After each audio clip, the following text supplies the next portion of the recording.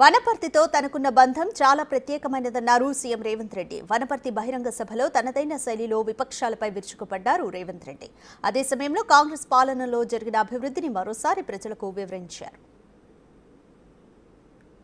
ఈ పర్యటన ఒక రాజకీయంగానో లేకపోతే అభివృద్ధి కార్యక్రమాల పర్యటన కాదు. ఈ వనపర్తితో నా బంధం ఈ ప్రాంతంలో చదువుకున్న బంధమే కాదు. ఈ వనపర్తిలో నాకు చదువుతో పాటు సంస్కారాన్ని నేర్పి విద్యార్థి రాజకీయాలలో చైతన్యాన్ని ఇచ్చి ఈరోజు ఈ వనపర్తి నగరం నుంచి తెలంగాణ రాష్ట్రానికి ముఖ్యమంత్రిగా బాధ్యత తీసుకొని ఇక్కడికి వచ్చినా అంటే ఈ వనపర్తి నుంచి సర్వం నేను నేర్చుకున్నా. ఇవాళ నాకున్న శక్తి, నాకున్న యుక్తి ఈరోజు రాజకీయాలలో నేను రాణించడంలో ఈ వనపర్తికి ఒక ప్రత్యేకమైన పాత్ర ఉన్నది. ఆనాడు చదువుకోవడానికి ఇక్కడికి వచ్చినప్పుడు పాఠశాల విద్యార్థిని అక్కడ జూనియర్ కాలేజ్ గ్రౌండ్లో కావచ్చు, ఇక్కడ పాలిటెక్నిక్ గ్రౌండ్లో కావచ్చు, సంవత్సరాల కొద్దీ మిత్రులతో ఈ ప్రాంతంలో చదువుకున్న వాళ్ళతో ఈ ప్రాంత రాజకీయాలు చేసిన వాళ్ళతో అత్యంత సన్నిహితంగా మెలిగి ఈ ప్రాంత రాజకీయాలనే కాదు ఈ ప్రాంత ప్రజలతో నా బంధం పెనవేసుకున్న బంధం. ఇది ఎన్నటికీ తెగిపోని బంధం.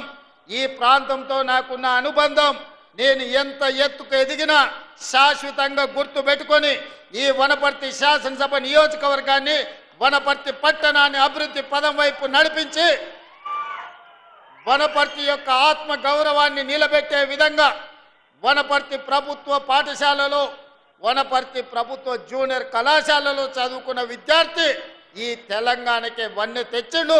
ఈ తెలంగాణను అభివృద్ధి పదం వైపు నడిపించిండనే ఒక గొప్ప కీర్తిని తప్పకుండా తీసుకొస్తానని చెప్పి మా ఆడబిడ్డ సాక్షులుగా నేను ఈరోజు చెప్పదలుచుకున్న మిత్రులారా.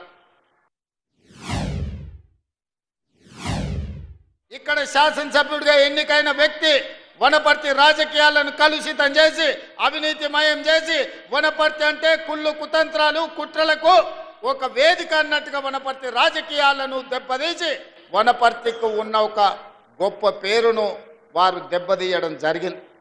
ఆనాటి రాజా రామేశ్వరరావు గారైనా లేదా జైపాల్ రెడ్డి గారైనా లేదా మల్లికార్జున్ గౌడ్ గారైనా వీళ్ళందరూ ఈ ప్రాంత పార్లమెంటు సభ్యులుగా గల్లీ నుంచి ఢిల్లీ వరకు పెద్దలు జితేందర్ రెడ్డి గారైనా మన పాలమూరు జిల్లా నుంచి పార్లమెంటు సభ్యులుగా మనకు ఒక మంచి పేరు తీసుకొచ్చే ప్రయత్నం చేశారు.